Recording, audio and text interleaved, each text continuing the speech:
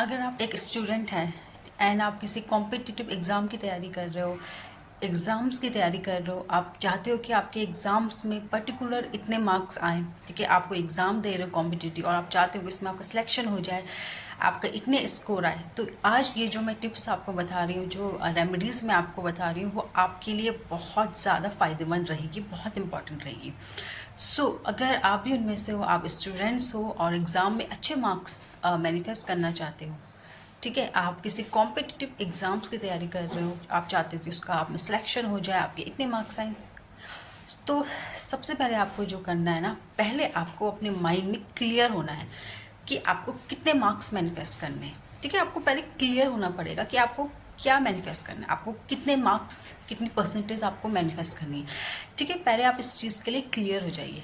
ठीक है, उसके बाद आपको क्या करना है, सबसे पहली जो टेक्निक है वो है विजुअलाइजेशन टेक्निक। आपको सिंपली विजुअलाइज करना है, मतलब आपने एक सिनेरियो क्रिएट करना है। जैसे कि सपोज आपके एग्ज़ाम्स कंप्लीट हो गए, ठीक है, अब आपको विजुअलाइज करना है कि आपका रिजल्ट आ गया है। ठीक है, जैसे कि आपका रिजल्ट आउट हो गया, अब आपको इमेजिन करिए आंख बंद करके कि आप अपना रिजल्ट देख रहे हो और आप जितने भी मार्क्स चाहते हो ना, आप देख रहे हो कि आपको उन सब्जेक्ट्स में उतने उतने ही मार्क्स आपको मिले हैं।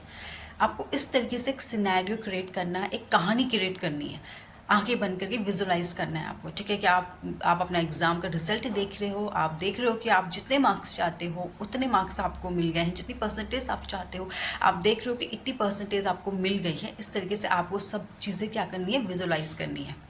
इसके अलावा आप क्या कर सकते हो, स्क्रिप्टिंग कर सकते हो, मतलब आप एक लिखिए पहले उस चीज़ को, जो जो चीज़ आप चाहते हो, जितने मार्क्स आप चाहते हो, जितनी परसेंटेज आप चाहते हो, आप उसको एक स्क्रिप्टिंग के रूप में पहले लिखिए। आप लिखिए कि मेरे एग्ज़ाम का रिजल्ट आ गया है, मेरे इसमें इतने मार्क्स आए, मैंने इतने मार्क्स स्कोर कर रहे हैं। ठीक है, तो इस तरीके से आपको क्या करना है, विजुअलाइजेशन करना है प्लस स्क्रिप्टिंग करनी है। ठीक है, तो ये एक पहला स्टेप है, फर्स्ट चीज़ है जो आप कर सकते हो एक पर्टिकुलर मार्क्स मैनिफेस्ट करने के लिए। ठीक है, सेकंड चीज़ जो आपको करनी है वो करनी है अफर्मेशंस देनी है आपको, रोबोटिक अफर्मेशन। आई थिंक आप लोगों को रोबोटिक अफर्मेशंस के बारे में पता होगा। सिंपली आपको क्या करना है, एक अफर्मेशन क्रिएट करनी है। सपोज आप चाहते हो कि आपकी इतनी परसेंटेज आए, तो एक अफर्मेशन क्रिएट करिए कि मेरी इस सब्जेक्ट में या मेरे इस एग्ज़ाम में मेरी इतनी परसेंटेज आ गई है, XYG, जितनी परसेंटेज आप चाहते हो आप उतना बोलिए कि मेरी इतनी परसेंट आ गई है, आई एम सो हैप्पी, मैं मेरा या फिर इस एग्ज़ाम में मेरा सिलेक्शन हो गया, आई एम सो हैप्पी। इस तरीके से एक अफर्मेशन क्रिएट करिए। ठीक है, रोबोटिक अफर्मेशन, और उसको क्या करिए, बार बार रिपीट करिए। जब भी आपको टाइम मिल रहा है, हर आधे घंटे बाद अपनी उस अफर्मेशंस को बार बार बोलिए कि मैं इस एग्ज़ाम में मेरा सिलेक्शन हो गया है, मेरी इतनी परसेंटेज आ गई है, मुझे इतने मार्क्स स्कोर किए हैं मैंने। वो चीज़ें बार बार रिपीट करके बोलते रहिए।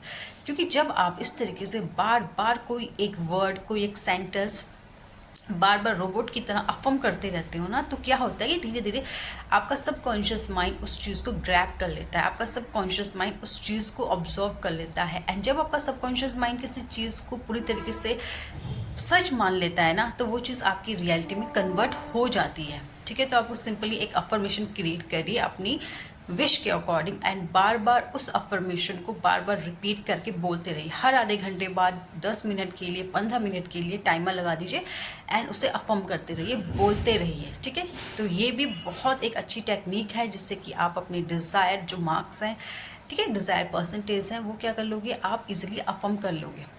लेकिन हाँ, एक और बात है, ऐसा नहीं है कि आप ये टेक्निक्स कर रहे हो तो आपको पढ़ाई नहीं करनी है। ठीक है, ऐसा बिल्कुल नहीं है। आपको अपना 100% देना है, आपको अपनी पढ़ाई पूरी तरीके से, जितना आपको टाइम देना है उतनी आपको स्टडी करनी है। ठीक है, आपको स्टडी के साथ साथ ये एनर्जी वर्क भी करना है। ठीक है, एनर्जी वर्क का मतलब ये नहीं है कि आपको पढ़ाई बिल्कुल नहीं करनी और आप सिर्फ एनर्जी वर्क करो। ठीक है, नहीं, आपको अपनी स्टडी जो है वो तो आपको प्रॉपर करनी ही है, बट यस, साथ साथ में स्टडी भी करिए और ये एनर्जी वर्क भी करिए। इससे क्या होगा, आपको बहुत अच्छे रिजल्ट्स ज़रूर मिलेंगे। ठीक है, तो आप अगर स्टूडेंट्स हैं तो इन रेमेडीज़ को, इन टेक्निक्स को, इन मेथड्स को आप ज़रूर क्या करिए, अपनी लाइफ में अप्लाई करिए, अपने फ़ायदेमंद के लिए ज़रूर अप्लाई करिए। ओके, तो आज के लिए इतना ही। Thank you, bye bye.